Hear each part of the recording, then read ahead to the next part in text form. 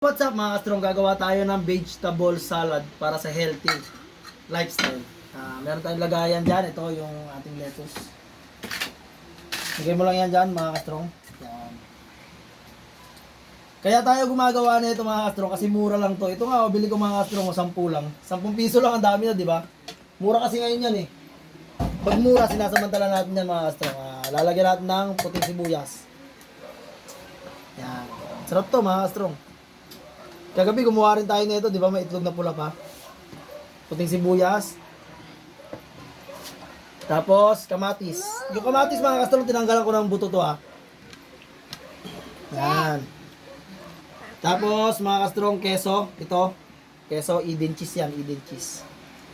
Kahapon, di ba, may keso rin. Pero ngayon, tinanggal natin yung itlog na pula. Yan. Pero naglinis naman ako ng kamay mga kastrong. Okay, maganda. Masarap yan. Tapos, ang ating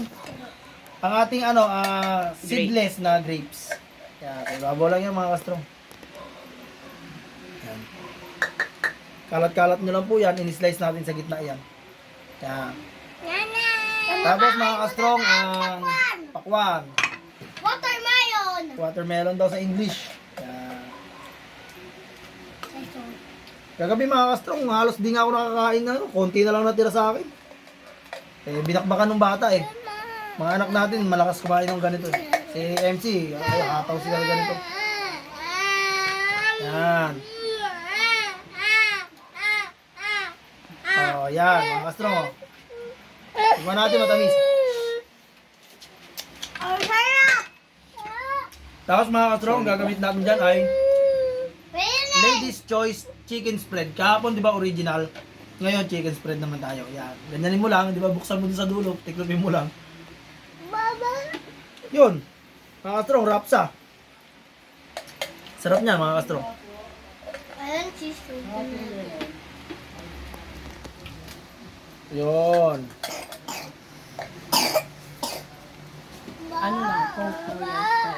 Yan na mga kastrong. O, yan.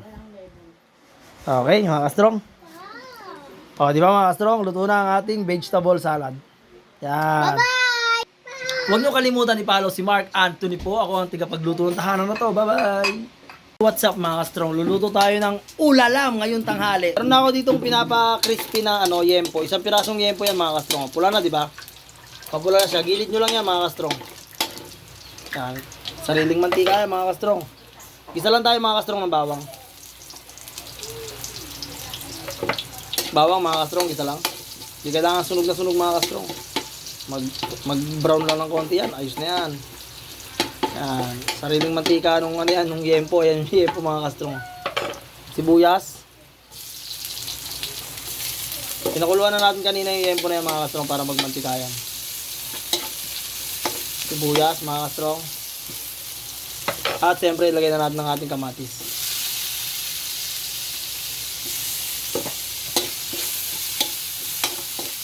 Yan. Gisa-gisa lang. Gisa-gisa-gisa. At siyempre mga kastrong, lalagyan natin yan ng kamote. Kamote at ang ating 20 pesos na halo-halong gulay. 20 pesos lang bilhin natin dito mga kastrong. Lagyan lang natin yan dyan.